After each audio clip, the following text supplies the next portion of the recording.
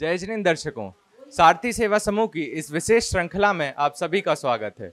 अब से कुछ ही देर में हमारे साथ जुड़ने वाले हैं सागर केंद्रीय जेल के पुलिस अधीक्षक श्री राकेश भांगरे जी। तो आइए चलते हैं सर के पास।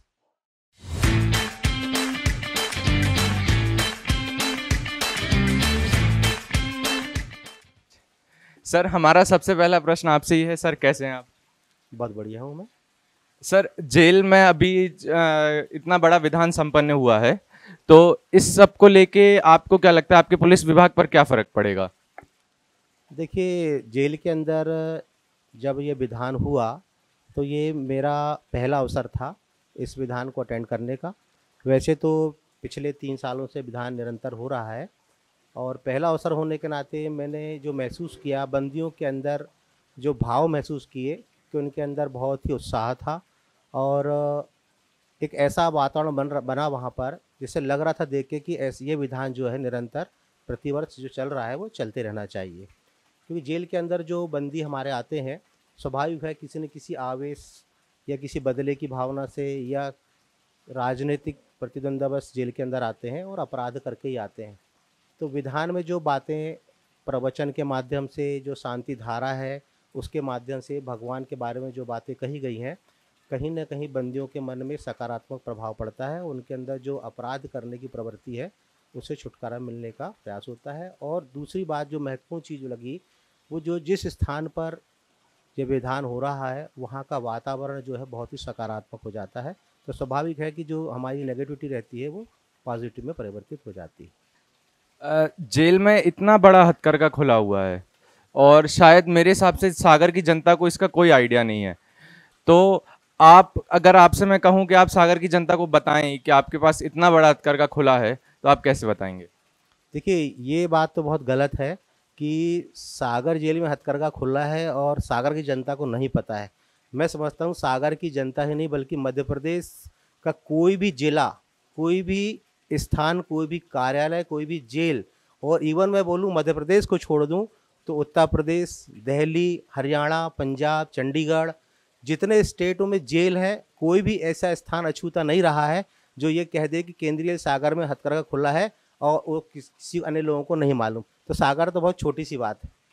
तो सर, फिर आप इसका मतलब ये कहना चाहेंगे कि जो हथकरघा का मॉडल है ये बाकी और जेलों में भी पहुंचना चाहिए? हाँ, जो हथकरघा का मॉडल है ये एक बहुत सोफिस्टिकेटेड मॉडल है और इसको उत्तर प्रदेश ने अपनाया है, दिल्ली तिहाड़ जेल में अपनाया गया है और दूसरे स्टेट की जो जेलें हैं वहाँ के लोग अपनाने के लिए तैयार हैं। मैं जब यहाँ पदस्थ था तो मैं समझता हूँ कि 3-4 स्टेट के एडिशनल डीजी रैंक के अधिकारी यहाँ विजिट करने आए। जब भी बीपीआरएनडी से हमारा ट्रेनिंग प्रोग्राम होता है, अदर स्टेट में होता है, तो इसको मॉडल रोल के रूप में तैयार कर प्रस्तुत किया जाता है। मैंने ही कई बार इसका प्रस्तावना वहाँ रखी है।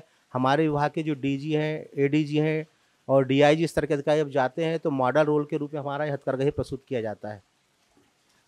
जैसे आचार्य गुरुदेव श्री विद्यासागर जी महाराज का आशीर्वाद है केंद्रीय जेल पर, तो आशीर्वाद स्वरूप आपको ब्रह्मचारिणी रेखा दीदी जी और नीलम दीदी जी हथकरघा संभालते हैं।